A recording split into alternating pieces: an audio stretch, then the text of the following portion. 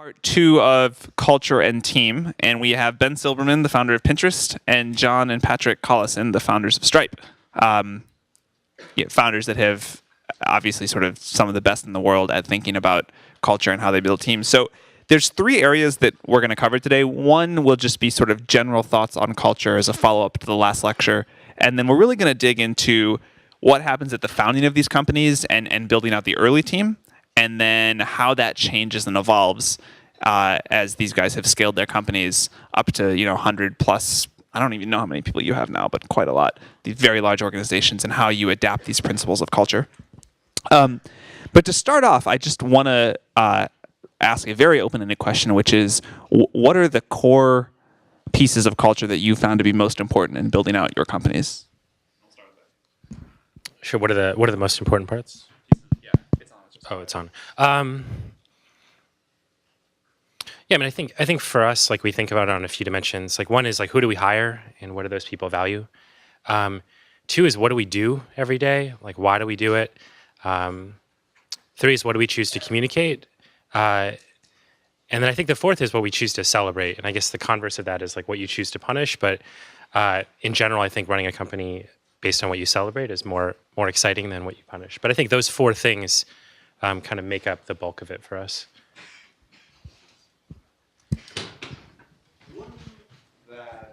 We've placed a large emphasis on as Stripe has grown, and probably more than other companies, is transparency internally. And I think it's something that's been really valuable for Stripe and also a little bit misunderstood. All the things people talk about, like, hiring really great people or giving them a huge amount of leverage, transparency for us plays into that. We think that, if you are aligned at a high level about what Stripe is doing, if everyone really believes in the mission, and then if everyone has really good access to information and kind of has a good picture of the current state of Stripe, then that gets you a huge amount of the way there in terms of working productively together, and it kind of forgives a lot of the other things that tend to break as you grow a startup. And so as we've grown, we started off 2 people. We're now over 170 people. We've put a lot of thought into the tooling that goes around transparency, because at 170 people, there is so much information being produced that you can't just consume it all as a fire hose. And so how we use Slack, how we use email, things like that. We can go into it more later. But I think that's one of the core things that's helped us work well. I think culture, to some degree, is basically kind of the resolution to a bandwidth problem, in the sense that maybe when you start out working on something, you're sort of coding all the time, but you can't code all of the things that you think the product might need or the company might need or whatever, and so you decide to work with more coders, right? And so the organization gets larger, and maybe in some idealized world, I don't think this is actually true, but kind of ideally you could be involved in every single decision, in every single sort of moment of the company and everything that happens, but obviously you can't, or maybe you can at 2 people, but you certainly can't at even like 5 or 10. Kind of that point comes very quickly. Then by the time you're 50, it's completely hopeless. And so culture is kind of how you kind of what the strands are that you sort of want to have, the invariants that you want to kind of maintain as you can get specifically involved in sort of fewer and fewer decisions over time. And I think when you think about it that way, maybe its kind of importance becomes sort of self-evident, right? Because again, like, the fraction of things you can be involved in directly is like diminishing, almost exponentially, sort of assuming your headcount growth is sort of on a curve that looks like one of the great companies. And yeah, that's super important, and it kind of it manifests itself in a bunch of different ways. Like, for example, in hiring, I think a large part of the reason why maybe the first 10 people you hire, what kind of those decisions are so important, is because you're not just hiring those first 10 people, you're actually kind of hiring 100 people, because you should think of kind of each one of those people as bringing along sort of another 10 people with them, and sort of figuring out exactly what 90 people you would like those first 10 people to bring along is obviously it's going to be quite consequential for your company. But really briefly, I think it's largely about sort of abstraction. So one thing that a lot of speakers in this class have touched on is how hiring those first 10 employees, if you don't get that right, the company basically will never recover. But no one's talked about how to do that. So what have the three of you looked for when you've hired these initial employees to get the culture of the company right? How have you found them, and what have you looked for? Sure. So I guess this answer is different for every company, and I'll say for us it was very inductive. So I literally looked for people that I wanted to work with and that I thought were talented. I think I've read all these books about culture because when I don't know how to do something, I first go read things, and everyone has all these frameworks. And I think one big misconception that someone said once is that people think culture is like architecture when it's a lot more like gardening. You plant some seeds and then you pull out weeds that aren't working and they sort of expand. So when we first hired people, we hired people that were like ourselves. And I often looked at like 3 or 4 different things that I really valued in people. I looked for people that worked hard and seemed high integrity and low ego. I looked for people that were creative, and that usually meant they were really curious and they had all these different interests. Some of our first employees are probably some of the quirkiest people I've ever met. They were engineers, but they also had all these crazy hobbies. Like one guy had made his own board game with his elaborate set of rules. Another guy was really into magic tricks, and he had coded not only like this magic trick on the iPhone, but he had shot the production video in the preview. And I think that quirkiness has actually been a little bit of a calling card, and we find that really creative, quirky people that are excited about many disciplines and are extraordinary at one tend to build really great products, and they tend to be great at collaborating. And the last thing is, we really look for people that they just wanted to build something great, and they weren't arrogant about it, but they just felt like it'd be really cool to take a risk and build something bigger than themselves. And that at the beginning is very, very easy to select for. If you were in our situation, we had this horrible office, like nobody got paid, and so there was no external reason other than being excited about building something to join. In fact, there was every reason not to. And that's something, looking back, I really, really value, because we always knew people were joining for the purest reasons, and in fact, were willing to forgo other great job opportunities, market salary, a clean office, good equipment, just for the chance to work. And so, to this day, I think a lot of those traits have been seeded and are embedded in the folks that we look at now. The first 10 hires are really hard because you're making these first 10 hires at a point where no one's heard of this company, no one really wants to work for it. You're just these like 2 weird people working on this weird idea. Like their friends are telling them not to join. For our second employee, he was like, I think maybe he'd accepted the offer, or he was just about to, and his best friends like took him out the night before. It was like a full-on assault for why you should not join this company, why this is like ruining your life, basically. And so anyway, the guy subsequently or continued to join, and actually one of those friends also now works at Stripe. But this is what you're up against. Yeah. And I mean, it's also hard because no batch of 10 people will have as great an influence on the company as those first 10 people.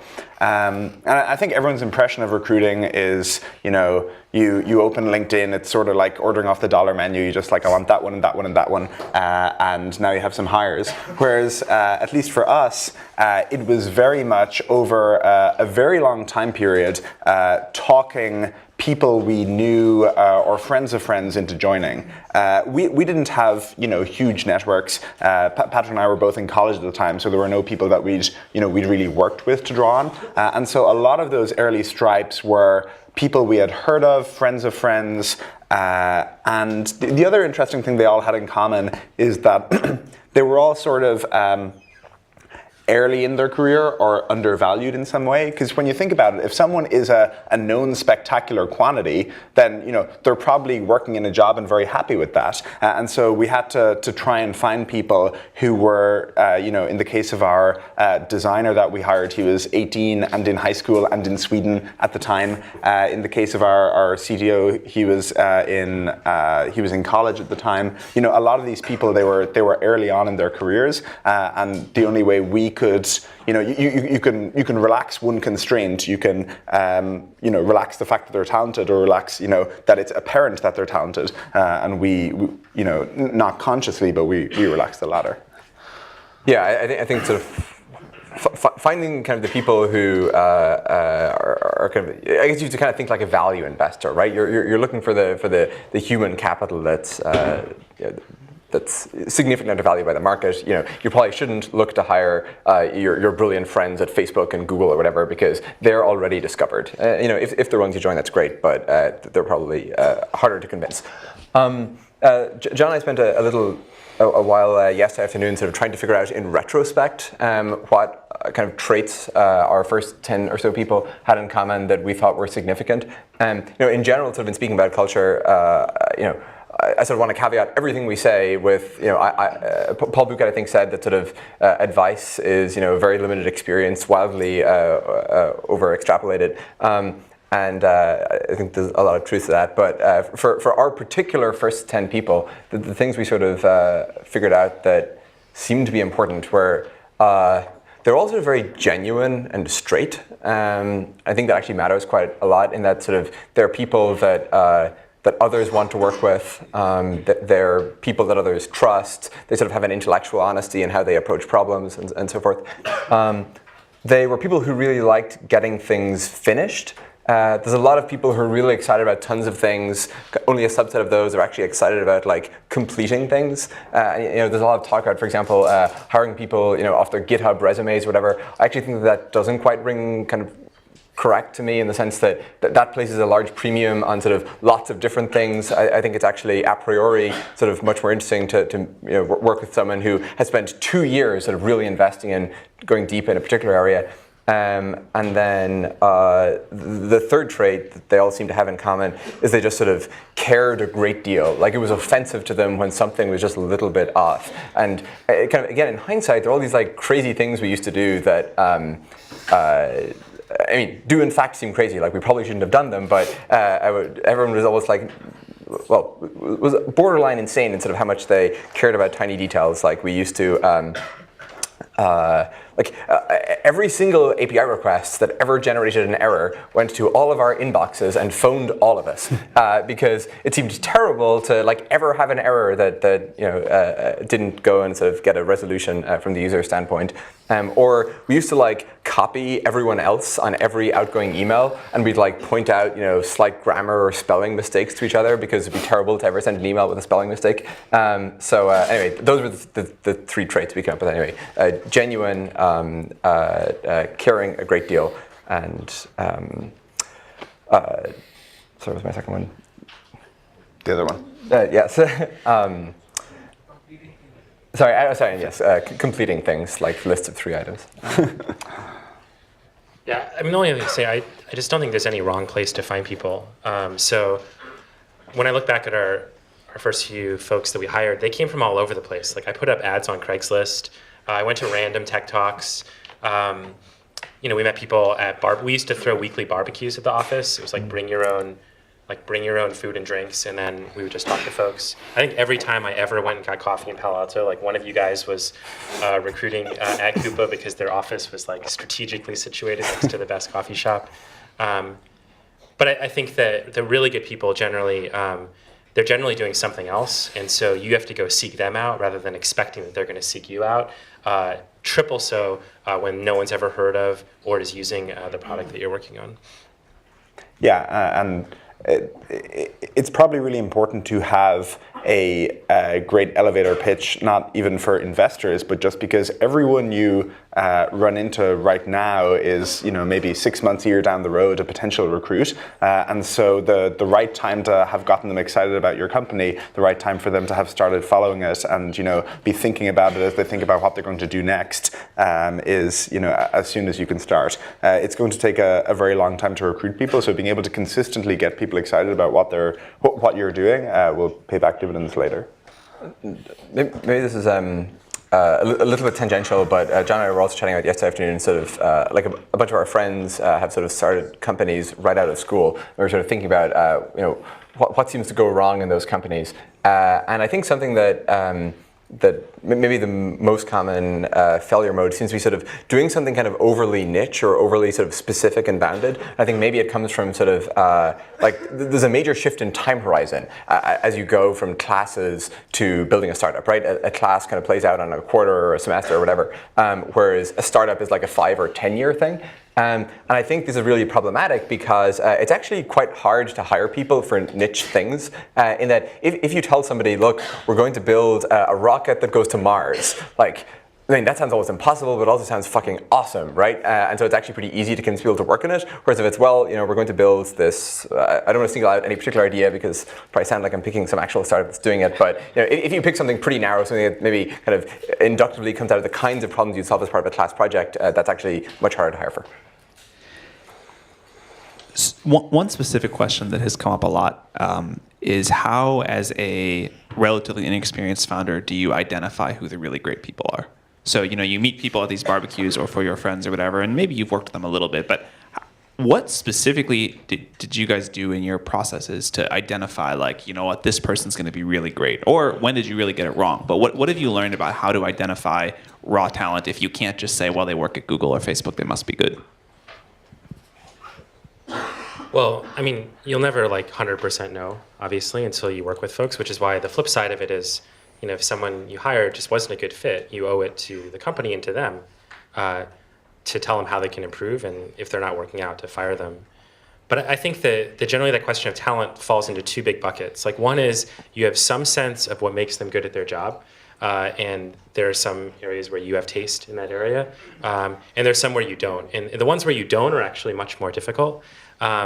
So what we would do is we would do a few things. Like, first, before talking to anyone, we try to get a sense for what is really world class in that discipline mean. And this becomes very, very important later when you're hiring things like head of finance, and you don't know anything about finance except what was contained in a library book you got about, like, an introduction to finance, or head of marketing. I always made it a habit of talking to people that I knew de facto were world class, and then asking them specifically, what are the key traits or characteristics that you look for? What are the questions that you ask? And how do you find them? And if you're looking for the next person that's as good as you, where is that person working right now? And what's her phone number? I think that learning what good and bad is during the interview process is extremely expensive. It's an expensive use of your time, and it's an expensive use of everyone else's time. So pre-calibration of that really matters. And then once you have someone in sort of the interview process, you'll build the process over time to both screen quality. And so at Pinterest, we have an evolving set of standard questions that we're always rotating through, and we're always measuring, are these good indicators or bad indicators of quality? But the other thing that the questions are meant to do is they're supposed to give a sense for, is this the right place for that person to come and work? And this is to the point you guys made about being very transparent about what's going to be easy or hard. Really great people want to do things that are hard. They want to solve tough problems. And so there was a certain brilliance in Google setting out these interview questions that were thought to be really difficult, because then people who like solving really difficult problems, they come out and seek those. I think it's really important, even as companies get bigger, that you don't whitewash the risks. I heard that PayPal, you would go in, and after interviewing with Peter Thiel and Max Levchin, then they would say, and by the way, Visa and MasterCard want to kill us, and we might be doing something that's illegal, but if you succeed, you'll redefine payments. Or when they were recruiting for the iPhone, they didn't even tell people what they were doing. They're like, you won't see your families for 3 years, but when you're done, your kids will remember what you built. And I think that's a really good thing in recruiting as well, that you're very, very transparent about why you think it's an amazing opportunity, but you lay out in gory detail why it's going to be hard, and then the right people select in, or they select out of that opportunity. Evidence suggests it's worth allowing people to see their kids, though. I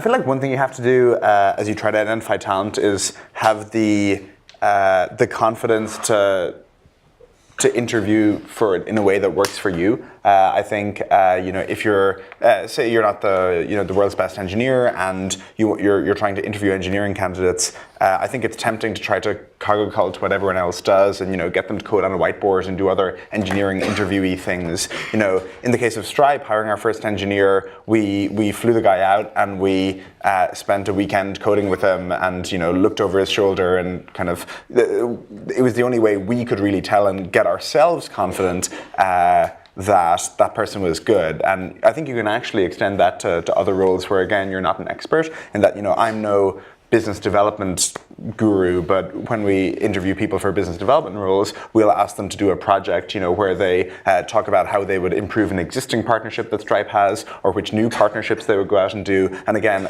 even though it's not my domain area, I am actually confident enough that I can judge those pretty well. And I think people often have this imposter syndrome when it comes to interviewing for roles.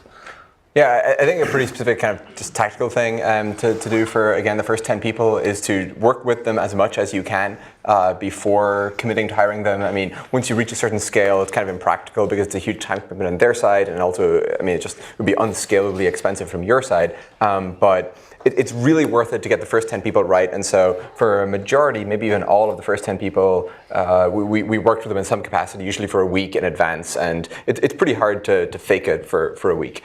People, it tended to be pretty clear quite quickly. Another thing I thought of, to the question of sort of how do you know like who's great or who's good enough or whatever, and people always talk about sort of this notion of the 10x person at sort of whatever the skill set is. I don't really know what 10x means. I think maybe the slightly more kind of helpful or like intuitive version of that is this person probably the best out of all of their friends at what they do?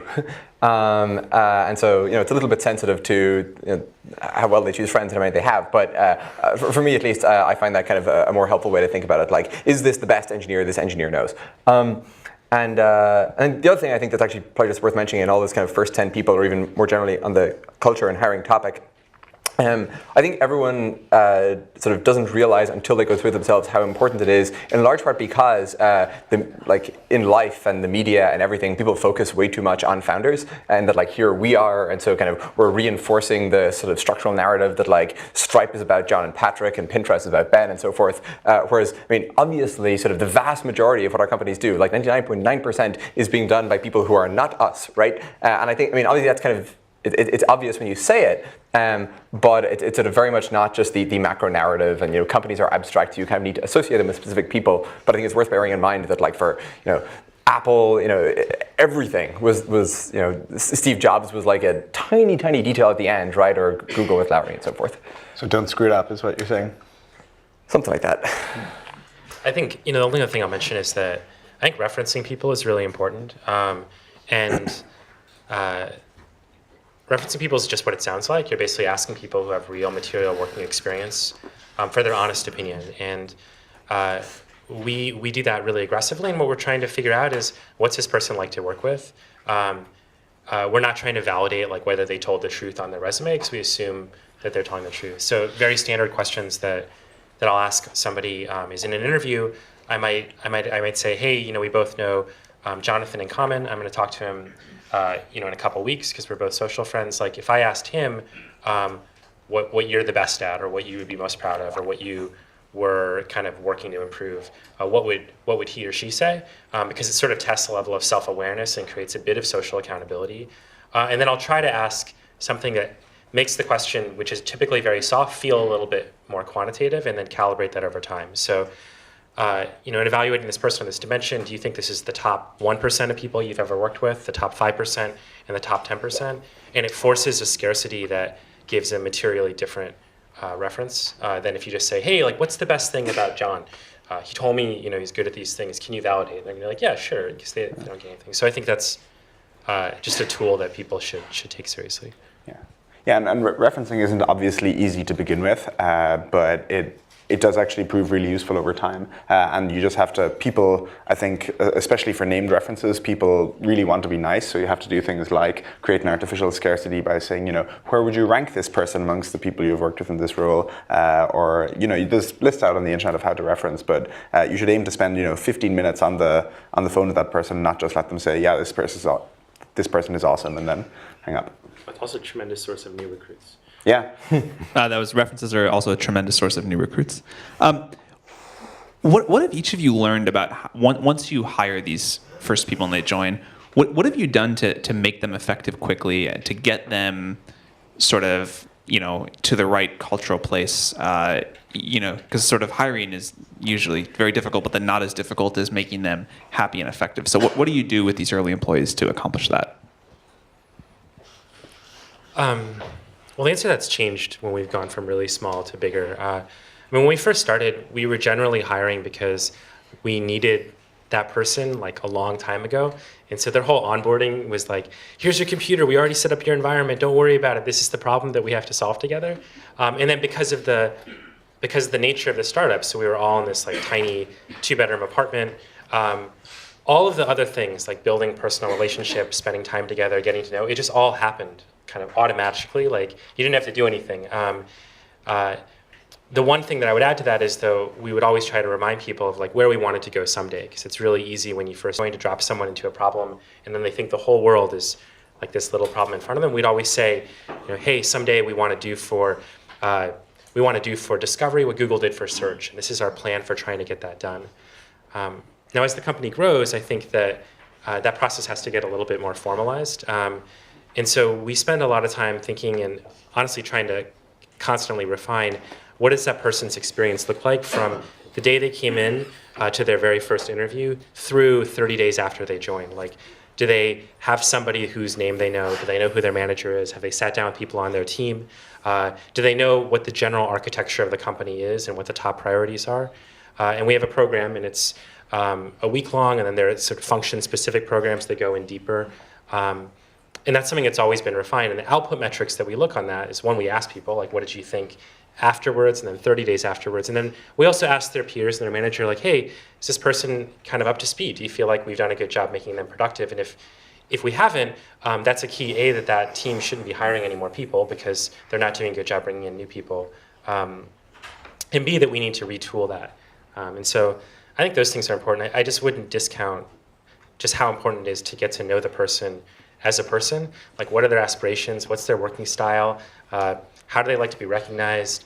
Do they really prefer being in total silence? Are they a morning person or a night person? Like, knowing those things, I think it just demonstrates that you care about them individually as well as collectively, like what your goals are. I think there's two things that are important at any stage, though the implementation will change. The first is to get them up and running, doing real work quickly, because that's only when you can find the problems. That's the only way that's how progress is measured, is how much real work they're doing. And so, when we have engineers start, we'll try to get them committing on the first day. When we have, people in business roles start, we will have them in real meetings on the first day on what they're meant to be working on. But I think sometimes there's a tendency to be tentative and help ease people in. We're much more of the push people off the cliff school. And then I think the second is to try and start quickly giving people feedback, and especially feedback on how to adapt to the culture. Because when you think about it, like, if you have built a strong culture, as all the companies up here, are trying to, then it's going to take some adapting for the person, and it's not going to be necessarily easy. One thing we had at Stripe was just the culture was a lot more written, and so you would have people who were right next to each other, each with headphones on, and just like IMing away to each other. And for a lot of people coming in who hadn't worked in an environment like that, it's sort of in hard. normal places. Exactly, yeah. And so everything from kind of high level how you're doing at your job to kind of minor cultural pointers, the more feedback you can give them, the better they'll do. And it's unnatural, right? Because it's unnatural to be constantly telling people that they're doing a good or bad job. You don't do that, hopefully in your normal life you're more restrained. But when you have employees, that's kind of what you owe them for them to do well. So I think this is sort of a good transition to, as your companies have scaled. What are the biggest changes you've had to make to your hiring processes, and also how you sort of manage and run the teams as you've gone from 2 to 10 to 100 to 1,000 employees? There are a lot of changes. I think one thing that we try to do on the team side is the goal is to make the teams feel as autonomous and nimble as possible within the constraints of having a large organization. And that means over time that we're always trying to make it feel like a startup of mini startups rather than this monolithic organization with a set of foreign processes that cut horizontally through it. And that's easier said than done. And I think that like we're not all the way there, but one of our goals is that each team they control the resources that they need to get things done. They know what the most important thing is and how it's measured. And that way, then the management problem becomes somewhat tractable. Otherwise, it feels completely impossible. If you can't decompose it into autonomous units, like you just look at it and you're like, oh my gosh, like communication complexity is increasing geometrically, management complexity, like it's never going to work. And so you have to sort of create these abstracted units, or that's at least what we're going to try to do. And at Pinterest in particular, the real challenge of creating those abstracted units is we want to actually have units that encompass a super strong designer, a super strong leader in engineering, often a writer, often sometimes like a community manager. We want them all to be self-contained. And so that makes the problem really hard, but that's kind of core to our philosophy of how we build products. We try to put people together that have all of these different disciplines. They're curious about lots of things, and then we anchor them on a single project, and then we try to remove barriers to let them go fast. And when we find new barriers, we sit down and we think, how do we speed that up? I think hiring is a little bit different, and I think the biggest change and the biggest asset that you get as you get more people is referrals become like more and more and more and more the lifeblood, depending on sort of the network of all the people that you bring in. So one of the really lucky and, in hindsight, great decisions that we made was our actual 14th or 15th person that we hired was a professional recruiter. And she'd worked at startups, she'd worked at big companies like Apple, but she sort of knew where that pipeline breaks down, kind of knew the early indicators, and taught everyone not just how to sort of screen for talent, but how scalably to identify the people that are going to be like culturally like really good for the company. And I think looking back on that, it's something that I personally really value. There's just like a huge amount of stuff here, right? In that sort of, I guess, this is all under kind of the rubric of managing growth, and like either your company sort of fails very quickly, or sort of all of your problems become in some way about managing growth. One thing that I think tends to take people by surprise, and certainly took me by surprise, is kind of how quickly just like the time horizons change, in that sort of in your first month, you're largely thinking about things on maybe 1 month ahead, right? In that maybe that's kind of what your development roadmap is oriented around. Even in terms of who you're working with, maybe it's like really informal relationships where they haven't sort of fully committed to remain full-time or whatever, right? And that kind of the more time goes by, I think that kind of has a reciprocal or corresponding increase in the time horizon. So after 1 year, you're kind of thinking 1 year ahead. After 4 years, you're thinking 4 years ahead. And kind of that increases very quickly, right? And so after, say after 1 month, it's again super short term, and then just 11 months later, you should now actually be thinking and planning, a year ahead, and thinking about kind of human structures on that time horizon, thinking about stuff Ben talked about, like where you want to be going long term and things like that. I think that also plays into your hiring and the kinds of people you hire, right? In that, in the really early days, you kind of have to hire people who will be productive essentially immediately. Like you don't have the luxury of hiring people who are sort of really promising, but they're not quite going to be up to speed for another year or two. They have to be able to contribute immediately. But after 2 or 3 years, now it sort of starts to get much more reasonable to make those investments. And in fact, if you're not making those investments, you're probably being much too short term. And so I think that's really important. A lot of it also just comes from sort of like all these problems in some sense are easy. Like how do you build kind of good social bonds between people? I mean, we all do it every day, right? It's kind of how do you kind of make it systematic and sort of effective at scale? And it's always kind of a very like severely imperfect approximation of what you would ideally do if you were small, and just kind of what hacks can you pull to sort of make it work as well as you possibly can at a larger scale. Like a rapidly growing company, say growing headcount 2 or 3x a year, just like it's a very unnatural thing, and so it's sort of what's the least bad way of sort of managing that period of growth? Human organizations aren't designed for it, and I think it's worth being sort of like quite systematic about sort of thinking about ways to do that, but realizing that you probably can't do much better than than sort of adequate. And for Stripe, it's things like we have 3 meals every day at sort of long tables where kind of everyone can sit together, right? And if you think of sort of net how much more total human interaction happens as a result of having these kind of randomly mixed meals, I mean, it's vast, right? And there's kind of a whole list of things like that. But I think that's kind of the general framework. And one thing I'm really curious about, you guys value transparency. How have you scaled it over time? 'Cause I know we think about figuring that out all the time. I'm just curious. Startups in some sense, I can't remember who it was, sort of defined it as like a startup is kind of an organization that's not yet stuck with all these kind of principal agent problems. That at most sort of large companies, what is locally optimal for you is very frequently, not what is globally optimal for the company. There, as a consequence of that, probably a lot of ways in which a startup can work differently to a big company. At a big company, a lot of the things that are good for you,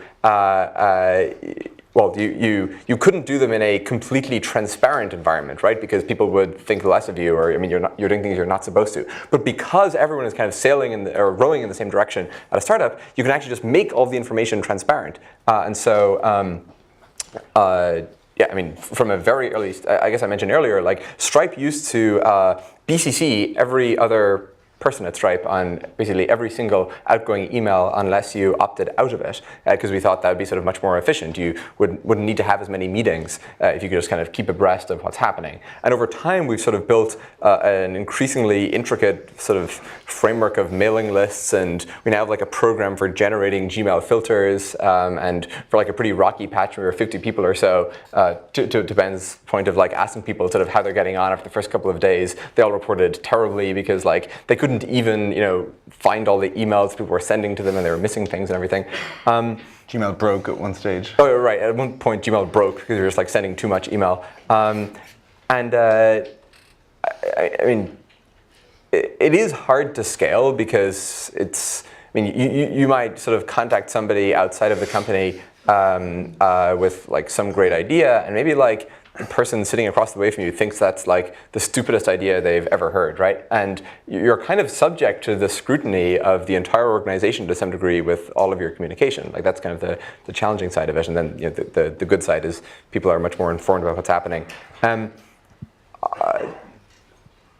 guess I don't feel that I can give a much stronger endorsement of it than it has worked so far.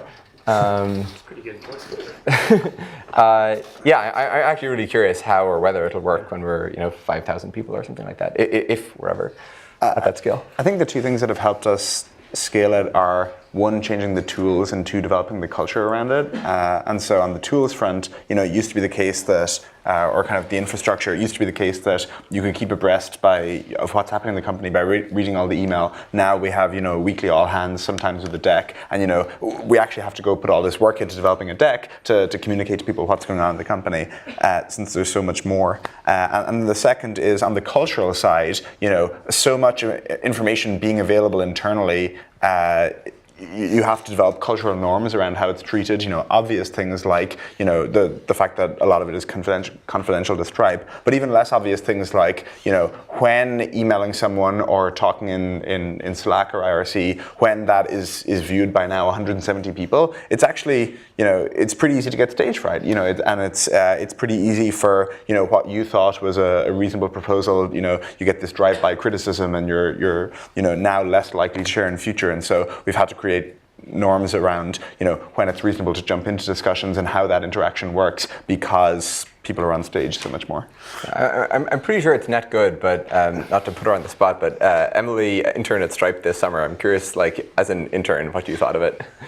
I think overall it's great. I think like my first week I spent most of the time just reading Hackpad and getting caught up on what the company was doing. It can often be quite distracting from your own work, as there are oftentimes other parts of the company you're really interested in. Hackpad, by the way, is like Google Docs, but with a newsfeed, and you can just like see all the documents. Yeah, and you're encouraged to make everything public, everything you work on. But overall, it gets you spun up really quickly. And we also have things called spin-ups, where every single sort of leader of a team at the company, whether it's like sys or its product, gives like a 30-minute talk on what their team is currently doing and sort of how you can contribute if you're interested. Did you think email transparency was net good? yes, I remember having a hard time understanding what I should and should not subscribe to, and like the first week having like 2,000 emails in my inbox, and then by the end, you know, there's like 3 or 4 teams you actually want that information coming in from. All right, audience questions. Yes. So this question is for Patrick and John. Is it your experience that your early hires are able to grow and evolve into leadership roles as the company scales? And a question for Ben. How is what Pinterest is today, how is it different in your initial vision of what the product and the audience would be? All right, we'll go first on. Have the people, actually all three of you are welcome as this, have the people that you've hired early been able to grow into leadership roles? In the Stripe's case, yes, in that quite a number of the first 10 people are in leadership roles now. I think that's one thing that organizations, again, it's sort of an unnatural skill that they have to get good at, is realizing that, you know, people don't necessarily come out of the womb being good at managing or, you know, being good at leadership, and being able to develop that in people, and being able to you know, help people progress as they spend a number of years at the company. It's a lot of work at a time when everyone is, you know, running around with their hair on fire. But it's also sort of damaging if the company can't develop that skill. Yeah, I think for us the answer is some yes and some no. I don't know. I think one of the big benefits of working at a startup is that you can be handed a challenge that no one else would be crazy enough to give you the opportunity to take on, and that could be managing people, it could be taking on a project. But the implicit contract with that is that if you can ask someone to take a really big risk on that, it shouldn't be like one way through the door, and if you don't succeed, otherwise it creates fright to give it a shot. So, you know, we have some folks that are managing large teams that started as kind of individual programmers where they were engineering, and they said, hey, I'd love to try leading a project and then leading a group and then taking responsibility for management and taking a group. And we have other folks that tried it and they were like, I'm really glad I tried it because I never want to do that again. And we try to make sure that for those people, like, you can have just as much impact at a company through your individual contributions as an engineer or designer. You don't have to manage. But it's really hard to predict until you give people a shot. And so my strong preference is that you give as many people a shot as possible. And in the few areas where you really feel like there's too much kind of learning curve relative to the business objective you're trying to achieve, that's when you look for somebody who might be able to walk in and really execute well on that job. Do you want to answer the Pinterest question? Oh, so the question was, how's the vision changed since we initially started? Yes. Sure. Well, I mean, I think on the vision, when we first started, you know, I think we started it like hiring, very inductively. We were like, oh, we're going to build this really cool tool. People are going to enjoy it. I love collecting things. Maybe other people like collecting things. And what we didn't expect that kind of revealed itself early on was that looking at other people's collections turns out to be this really amazing way to discover things that you didn't know you were looking for. And it becomes kind of a solution to a problem that a lot of other technologies don't have. And so over the last couple of years especially, we've poured enormous kind of technical and design resources into building out recommendations products, search products, feed products, leveraging kind of the unique data that we have, which are these pins that were all hand-picked by someone and hand-categorized. And then on the audience side, I mean, I think the first big surprise was, you know, truthfully, like when we first started, we didn't really know if anyone would use it. And we were just happy that anybody that wasn't like related to us and obligated by like familial relationship would use it. And so one of the biggest surprises has been how many people and how diverse those groups of people have been. And so I think that's been one of the things that's really exciting. And the funny thing is that as often like the company goes farther along, your aspirations therefore like get bigger. So there's like this gap that always exists, I tell my team, between like where we are and where I think we should be. And even though objectively we're much farther along, I feel like the gap is widened even farther. But I think that's a really common trait amongst people who found companies. Yes. You said that like while selling the vision of the company, you have to describe in gory detail that how hard it is going to be, and like you won't see their families for 3 years, but then it would also be the thing that their grandchildren will be proud of. But how do you really know? Like both of you know that the second part is like it's not guaranteed, but the first part that they're not going to see their family for the next year is going to be there for sure. So like how can you be authentic? Like selling that vision of the company, or is it like about like giving high returns for the high risk they're taking, giving them a lot of equity?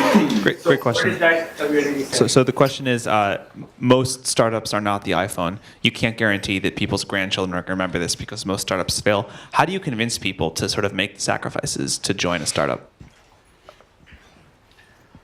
I think part of the way sort of in which it resonates with people is because it's not guaranteed, right? If it were guaranteed, then it'd be boring. And so it's the sort of, there is the prospect of sort of affecting this outcome, but nothing more than that potential. To the sort of not seeing their families or kids or whatever, I mean, startups often do involve sort of longer hours in the beginning, but I think, I think that particular story is probably somewhat overstated. I think Scott Forstall was trying to recruit these people. But I mean, even though startups, especially in the earlier days, tend to involve somewhat longer working hours, I think there's kind of this tendency to exaggerate it and sort of, I mean, it's like the startup version of fishing. Like every startup thinks they worked even more insane hours than the next one back in the early days. Like we literally never slept for 2 years. So I don't know. I think that realistically for most people, it's not that big a sacrifice, right? You're maybe on average, being really realistic about it, people work 2 hours more on average per day. It's certainly a sacrifice, but it is not foregoing all pleasure and enjoyment for the next half decade. Yeah, I mean, I think even the iPhone wasn't the iPhone before it got done, right? So, I mean, no smart person you're hiring is under the illusion that you have a crystal ball into the future that only you have, and that joining is a guaranteed thing. And in fact, if you're telling them that and they select in, you probably shouldn't hire them because they didn't pass like a basic intelligence test about uncertainty in the future. But I think it's fair to say what's exciting and where you think it can go and where it's going to be hard and chart your best plan, and then tell them why their role in it can be instrumental, because it is. I really liked what you said. If you tell people hey, we're going to go to Mars, it attracts the best people, and then you're incrementally closer to getting to Mars, and they know that going in. What I would discourage doing is just whitewashing all of that. And if people kind of are joining because they want sort of, I want all the certainty and guarantee of working at Google, plus the perk of working in a small startup with more email and transparency, that's a really, really negative sign. For example, when I interview people, they'll often say, I'm really passionate about what you're doing. And then I'm like, well, where else are you interviewing? And then they'll just list 7 companies that have nothing to do with each other, except they're sort of at the same stage we're at. They're like, I love the problem of discovery, so I'm interviewing at Stripe, Dropbox, Airbnb, Uber. Now I'm also putting into my resume into Google X, into that part of the division. And that's a sign that they're probably not being authentic with what they care about. And those folks, often when things get really hard, they won't stick it out and work through it because they were really signing up for an experience, not for achieving a goal. I think the other thing that motivates people a great deal, in addition to sort of the prospect of sort of affecting some outcome, is just sort of the personal development angle. In that a startup, just because it's much kind of more lightly staffed, it's kind of it's much less forgiving, right? In that even if you're the best person in the world, you're not going to, whether or not you're the best or the worst person in the world, you're probably not going to significantly alter Google's trajectory, right?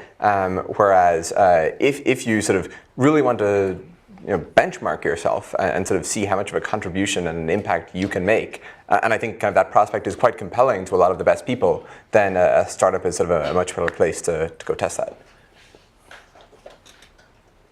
All right. Last question. Last question.